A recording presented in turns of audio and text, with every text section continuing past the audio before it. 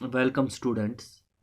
आज हम animal kingdom का एक और फाइलम डिस्कस करने जा रहे हैं जिसको आप फाइलम प्लेटीहेल्मिन्थस कहते हैं। प्लेटीहेल्मिन्थस फाइलम का दूसरा नाम फ्लैटवर्म्स है। तो टर्म जो कॉइन की गई है प्लेटीहेल्मिन्थस, ये एक साइंटिस्ट ने दी थी जिसका नाम है गेगनबर्ग। तो ये जो एनिमल्स हैं ये ट्रिप्लोब्लास्टिक नेचर के होते हैं। इनमें बाहरी लेयर जो होती है सेल्स की वो है एक्टोडर्म, अंदर की लेयर है एंडोडर्म, और बीच वाली जो लेयर है दैट इज़ मीजोडर्म, जिसको आप पैरेन्काइमा भी कभी कभार यहाँ पे कहते हैं। तो ये ट्रिप्लोब्लास्टिक एनिमल्स हैं, इनकी बॉडी में 3 जर्म लेयर्स हैं। और इसके बाद ये डॉर्सोवेंट्रली फ्लैटनेड है। ये डॉर्सोवेंट्रली फ्लैटनेड है। ये फैशुला हिपेटिका एक टिपिकल एग्जांपल है प्लेटीहेल्मिन्थस की। इसकी बॉडी पे आप समझ सकते हैं कि डॉर्सोवेंट्रली फ्लैटनेड एनिमल क्या होता है। इस साइड से भी ये वेंट्रल साइड से भी फ्लैट है और इसके पीछे जो साइड है डॉर्सल साइड, उस साइड से भी फ्लैट है। तो ये डॉर्सोवेंट्रली फ्लैटनेड एनिमल्स कहलाते हैं। तो सिमेट्री जो होती है इनकी वो बायलेटरल सिमेट्री होती है। बायलेटरल सिमेट्री आपको पता ही है कि एक एनिमल जब दो हिस्सों में एक इमेजिनरी एक्सिस के थ्रू डिवाइड किया जा सकता है, एक ही एक्सिस के थ्रू, जिसको आप मीडियन सेगिटल एक्सिस कहते हैं, तो उस वाले एनिमल को हम बायलेटरली सिमेट्रिकल एनिमल कहते हैं। ये भी बायलेटरली सिमेट्रिकल एनिमल है। सीलम की बात की जाए तो इनमें कोई भी सीलम नहीं होता, तो ये एसिलोमेट्स हैं। They are perfectly acoelomates. इसका मतलब ये हुआ कि इनमें जो सीलम है, सीलम इनमें एब्सेंट है। पैरासिटिक होते हैं ज़्यादातर, जैसे फैशुला है, टीनिया है, ये पैरासिटिक प्लेटीहेल्मिन्थस होते हैं। बहुत कम इनमें हैं जो फ्री लिविंग है, जो पैरासाइट्स नहीं हैं। ग्रेड ऑफ ऑर्गेनाइजेशन की बात की जाए तो इनमें आर्गन्स बने हैं, टिश्यूज़ ने आर्गन्स बनाए हैं, तो इनमें आर्गन ग्रेड ऑफ ऑर्गेनाइजेशन होती है। और डाइजेस्टिव सिस्टम इनका इनकम्प्लीट ही होता है। इसका मतलब है इसमें एक ही ओपनिंग होती है, ये माउथ है, यहाँ से ये डाइजेस्टिव सिस्टम है और यहाँ पे कोई एंड्स नहीं है। ये प्लेटीहेल्मिन्थ फैशुला में मैंने दिखाया है। तो इस वाले एनिमल में जिसमें इनकम्प्लीट डाइजेस्टिव ट्रैक्ट हो उसको कहते हैं, उसमें ब्लाइंड से एक बॉडी प्लान है। तो इनका ब्लाइंड से एक बॉडी प्लान होता है और डाइजेस्टिव सिस्टम इनका इनकम्प्लीट होता है। बॉडी की अगर बात की जाए तो कई एक इनमें हैं जिनमें बॉडी में कोई सेगमेंट्स नहीं है। जैसे ये फैशुला की बॉडी है, इसमें कोई सेगमेंट नहीं है। अब कई एक है इनमें सेगमेंट्स भी बॉडी में होते हैं, जैसे कि यहाँ पे टीनिया की एग्जांपल मैंने दी है। ये टीनिया की बॉडी में स्कॉलेक्स है, ये नेक है, और ये जो है ये सेगमेंट्स हैं। अगर आप याद रखना चाहें, इस टीनिया की बॉडी में जो सेगमेंट्स हैं उनको प्रोग्लाटिड्स भी कहा जाता है।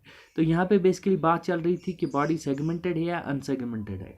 कई एक ऐसे प्लेटीहेल्मिन्थ है जैसे फैशुला हिपेटिका है, उनमें बॉडी अनसेगमेंटेड है, और कई एक टीनिया जैसे हैं जिनमें बॉडी सेगमेंटेड है।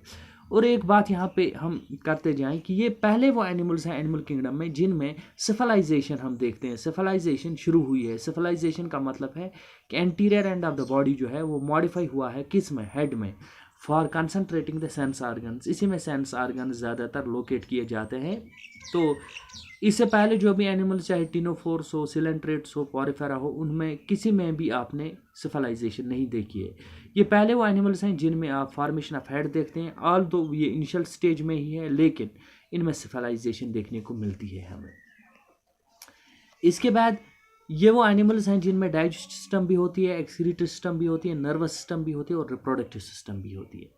तो चारों के चार सिस्टम इनमें मौजूद हैं। डाइजेस्टिव सिस्टम भी, लेकिन डाइजेस्टिव सिस्टम इनकम्प्लीट है, एक्सक्रीटरी सिस्टम भी, नर्वस सिस्टम भी, रिप्रोडक्टिव सिस्टम भी।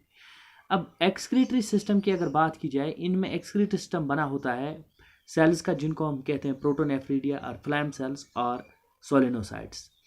ये एक एक्सक्रीटरी सिस्टम के एक सेल की यहाँ पे डायग्राम मैंने बनाई है, फ्लैम सेल, या इसको सोलेनोसाइट या प्रोटोनेफ्रिडिया कहिए। ये इसमें फ्लैजेला होते हैं। ये फ्लैजेला उसी तरीके से मूवमेंट दिखाते हैं, ऊपर नीचे आते हैं, जिस तरीके से एक फ्लैम की फ्लिकरिंग मोशन होती है, वो कभी ऊपर चली जाती है, कभी नीचे चली जाती है। इसी तरीके से ये फ्लैजेला कभी ऊपर आते हैं, कभी नीचे आते हैं।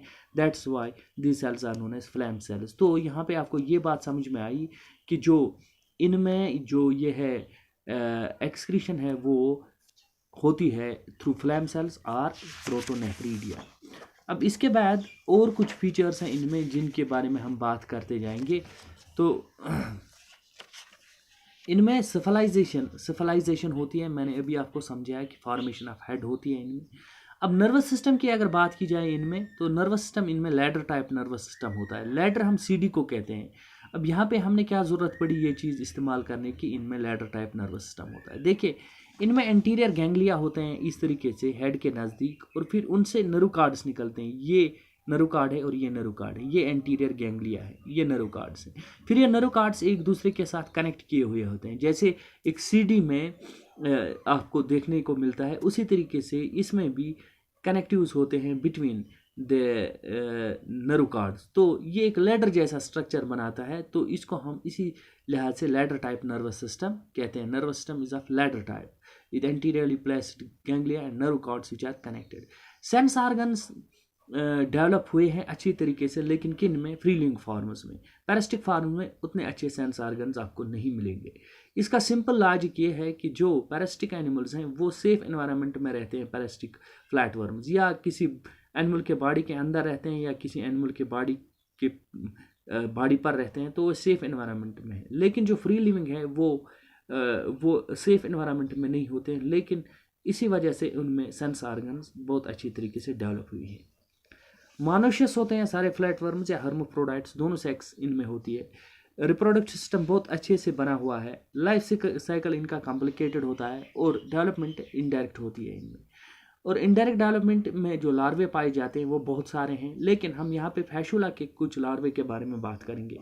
जैसे फैशुला में एक लार्वा होता है जिसका नाम है मायरेसीडियम, दूसरा लार्वा है स्पोरोसिस्ट लार्वा, इसी तरीके से तीसरा लार्वा है रीडिया लार्वा, चौथा है यहाँ पे किरकेरिया लार्वा, और इसी तरीके से एक और लार्वा है जिसको आप कहते हैं मेटाकिरकेरिया लार्वा। तो आप ये समझ गए कि डेवलपमेंट कॉम्प्लिकेटेड है, लार्वल फार्म्स बहुत सारी हैं, लेकिन हमने 4 या 5 लार्वल फार्म्स की बात की जो फैशुला में यहाँ पे पाई जाती हैं।